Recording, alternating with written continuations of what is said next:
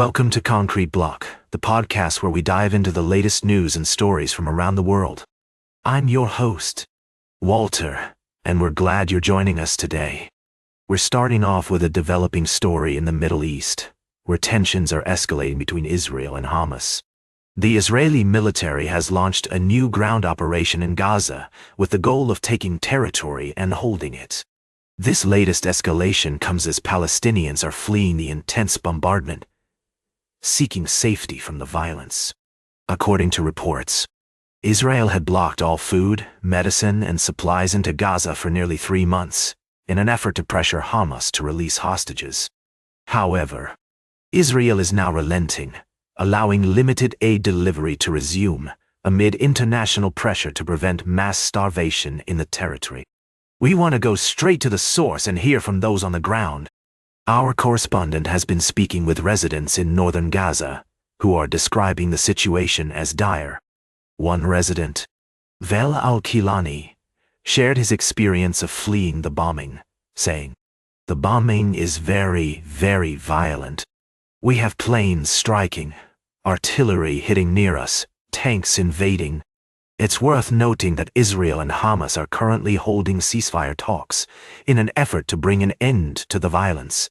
The United States has been involved in these negotiations, with Prime Minister Benjamin Netanyahu stating that U.S. senators had urged him to allow food into Gaza to prevent mass starvation.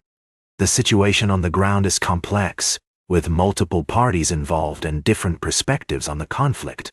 We'll continue to follow this story and provide updates as more information becomes available. It's also important to acknowledge the humanitarian concerns surrounding this conflict. The United Nations has warned of a risk of famine in Gaza, and aid groups are working to provide assistance to those affected. We'll be right back with more of today's top news on Concrete Block. Welcome back to Concrete Block. We're glad you're still with us as we dive into the latest news from around the world. Today, we're focusing on a significant development in Eastern Europe, where Romania has just concluded a pivotal presidential election. For those who may not be familiar, the election pitted two main candidates against each other: Nicuzar Dan, a pro-European candidate, and George Simion, a right-wing extremist. The outcome of this election was seen as a referendum on Romania's future path, with many viewing it as a choice between democracy and autocracy. According to reports, Nicuzar Dan has emerged victorious, winning approximately 54% of the vote. His victory is being hailed as a win for democracy and a rejection of extremist ideologies. Dan's campaign focused on promoting European values, fighting corruption, and strengthening Romania's ties with the EU. On the other hand, George Simion's campaign was marked by controversy, including violent actions against minority groups and questions about his commitment to democratic principles. Despite this, Simion still managed to garner significant support, winning around 46% of the vote. It's essential to note that both candidates have their strengths and weaknesses, and it's crucial to acknowledge the complexities of this election. While Dan's victory is being celebrated by many, it's also important to recognize that nearly half of the electorate voted for Simion, indicating a deep-seated divide within Romanian society. As we move forward, it will be interesting to see how Dan's government navigates these challenges and works to build bridges with those who did not support him. The international community, including leaders from the EU and neighboring countries, has congratulated Dan on his victory, emphasizing the importance of continued cooperation and dialogue. In conclusion, Romania's presidential election serves as a reminder of the ongoing struggles between democratic values and extremist ideologies in Europe. As we continue to follow this story, we'll be keeping a close eye on how the new government addresses these challenges and works towards a more inclusive and prosperous future for all Romanians. Stay tuned for our final story of the day, right here on Concrete Block. Welcome back to Concrete Block. Today, we've been exploring the world of science funding and its impact on our economy.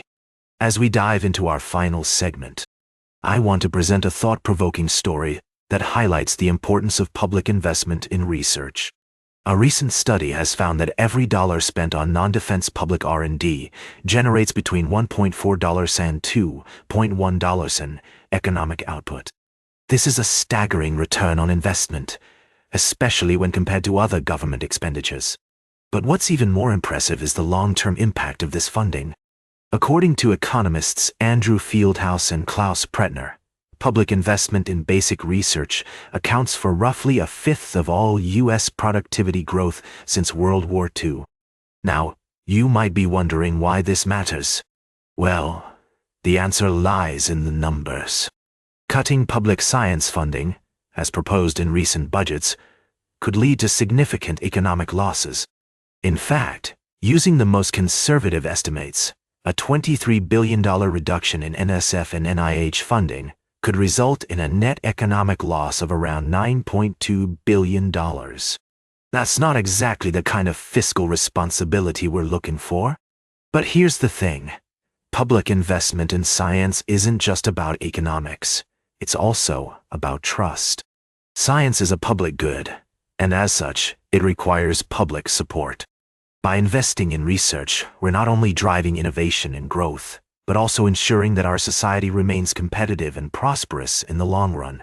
As economist Andrew Fieldhouse puts it, if you had a single silver bullet for our long-run fiscal challenges, which are real, it would be faster productivity growth. Public science, he argues, is the best way to get that growth. And I think that's a point worth considering. Of course, there are valid concerns about government spending and budget priorities.